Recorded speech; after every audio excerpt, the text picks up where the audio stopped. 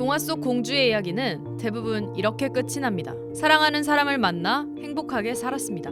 하지만 행복한 결말이 현실에서도 가능할까요? 현실 속 공주의 이야기를 알아보기 위해 옆나라 일본으로 날아가 보겠습니다.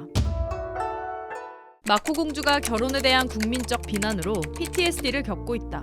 마코 공주. 그녀는 현 일왕 나루히토의 남동생 후미히토의 장녀입니다. 2017년 5년간 사귄 일반인 남자친구 고무로 게이와 약혼을 발표한 마코 공주. 약혼 발표로 인한 기쁨도 잠시. 마코 공주는 PTSD를 겪을 정도로 정신적으로 힘든 시간을 보내게 됩니다. 고무로 어머니가 돈을 갚지 않았다. 고무로가 신흥 종교에 빠진 적 있다 등 고무로와 관련된 각종 의혹으로 자신과 고무로, 가족을 향한 비방이 쏟아졌기 때문이죠. 2021년 10월 26일 결국 마코 공주는 10분 기자회견으로 결혼식을 대체하고 왕실을 떠났습니다. 하나로 약 15억 원에 달하는 큰 돈도 거절했는데요. 이 돈은 일반인과 결혼하는 공주에게 주는 일종의 정착금으로 일반인과 결혼하면 공주의 왕족 지위가 사라지기 때문에 품위유지 명목으로 지급되는 돈입니다. 같은 시각 기자회견장 밖에선 공주의 결혼을 반대하는 시위가 계속됐죠.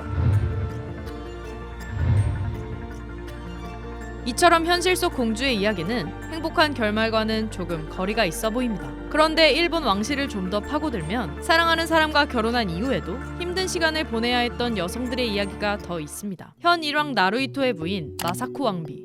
그녀는 7개 국어에 능통한 엘리트 외교관 출신이었습니다. 하지만 결혼 후 8년 동안 출산을 하지 못해 불임 왕세자비라는 비난을 받았습니다. 숱한 노력 끝에 아이코 공주를 낳았지만 국민과 왕실이 원한 건 왕자, 즉 아들이었죠. 남성 왕위 계승만 인정하는 왕실은 마사코 왕비의 해외 순방을 금지시키기도 했는데요. 황태자비가 해야 하는 중요한 역할은 황태자를 따라서 외국에 나가서 여행하는 게 아니고 대를 이을 황자를 낳는 것이라는 말을 주변 사람들이 하는 거예요. 당신 외국 나갈 생각하지 말고 몸 조리 잘해서 다음엔 꼭 아들 낳아서 이런 식으로 하는 거예요. 아들을 낳아야 한다는 압박을 버티지 못한 마사코 왕비는 불면증과 수면장애에 시달리다 적응장애 진단을 받기까지 했습니다. 한 번 더 올라가 보겠습니다. 나루히토의 아버지 아키히토. 그의 부인 미치코 상왕비. 그녀는 최초의 평민 출신 왕세자비입니다. 미치붐이라 불리며 일본 여성 근대화의 상징으로 여겨졌지만 보수적인 왕실 분위기를 버티지 못하고 실어증에 걸려 장기 요양을 했습니다. 마코 공주, 마사코 왕비, 미치코 상왕비. 세 여성이 왕실 안팎에서 힘겨운 시간을 보내야 했던 이유. 그 이유를 알기 위해선 일본 왕실이 일본 국민에게 어떤 존재인지를 짚고 넘어가야 합니다. 2차 세계대전에서 일본이 패배한 이후 일왕은 절대적인 군주에서 상징적인 존재로 바뀌게 됩니다. 국민들과 천황과의 사이 거리감이 너무 있었습니다. 마치 구름 위에 있는 존재와